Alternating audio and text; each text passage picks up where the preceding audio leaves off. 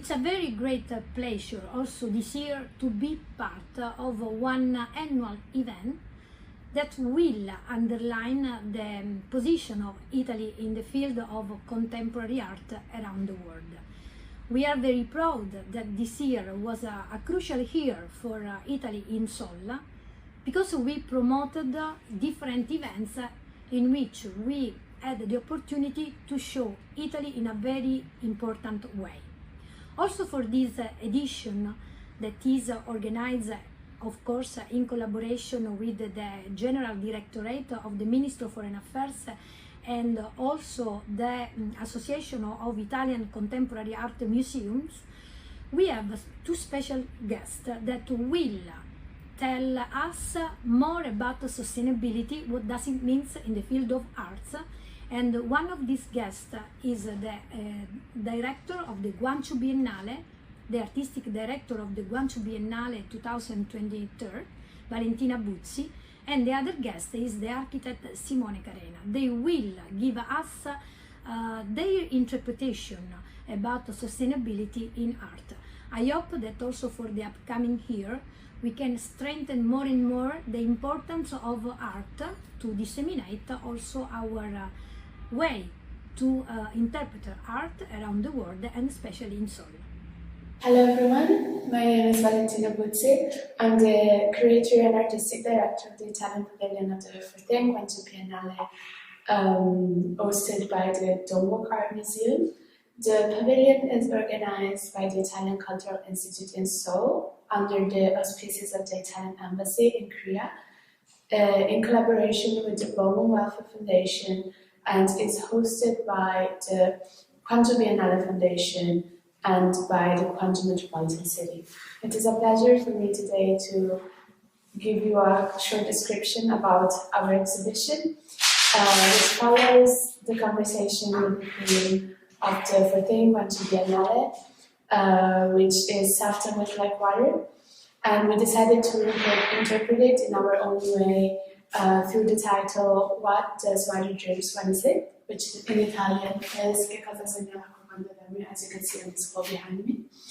This year we have brought 5 artists, Camilla Alberti, Ivana Vital, Marco Barotti, Agnes and Fabio Roncato, all through their own sensitivities and sensibilities discussing about themes such as change and transformation, especially under a lens of ecological sensibilities and sustainability, which is a theme that Italy strives to represent and pursue both within the country and abroad, thanks also to the work of the Ministry of Foreign Affairs and International Cooperation.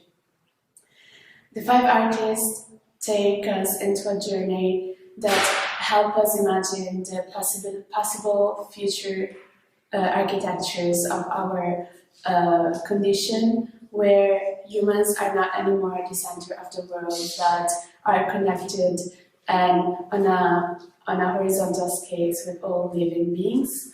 So we imagine to have a scenario that defies anthropocentrism in order to embrace possibilities of hybridization and coexistence. We hope that this pavilion can help us do a transformational path, or have at least the possibility to imagine how we could be otherwise and how we could live otherwise on this planet. These possibilities are very important, also thanks to the responsibility and possibility of art as a visual and sensorial language to take us into a journey of new representations of things that perhaps today we cannot imagine, but that thanks to the artworks can be evoked in our hearts and minds. Hello, I'm Simone Carena. Thank you for inviting me to this discussion about sustainability and art. Being an architect, I tend to see the frame and so the space in which sustainability can be discussed. The common thing with art is the choice of materials, is the choice of the message and how long this message has to last. Contemporary art, like contemporary architecture, is a transitional time.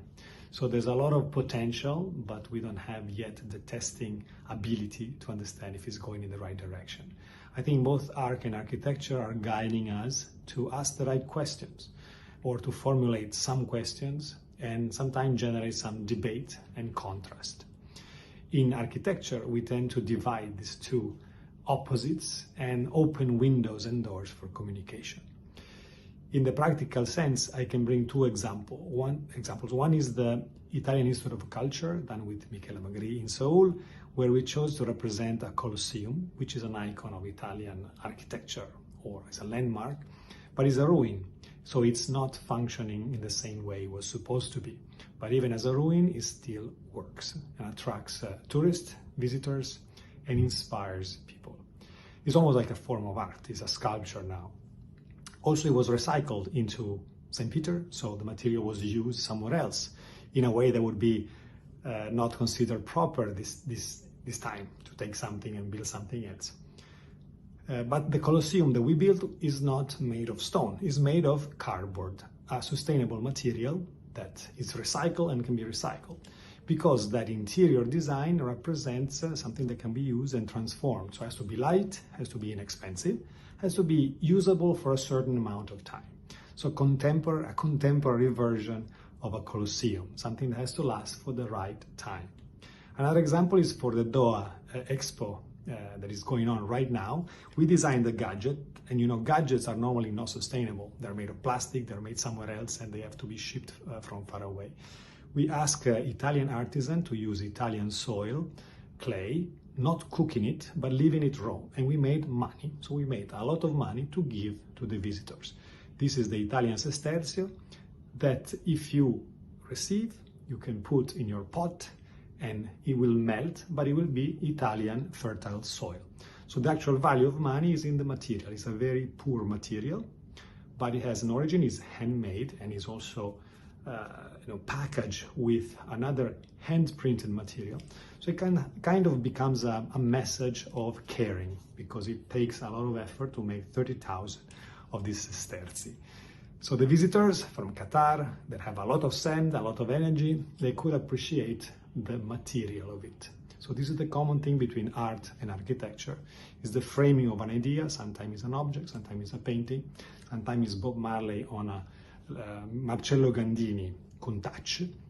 I like this combination of things, and I wish everybody to challenge their boundaries, to open the doors and the windows and let other opinions come in.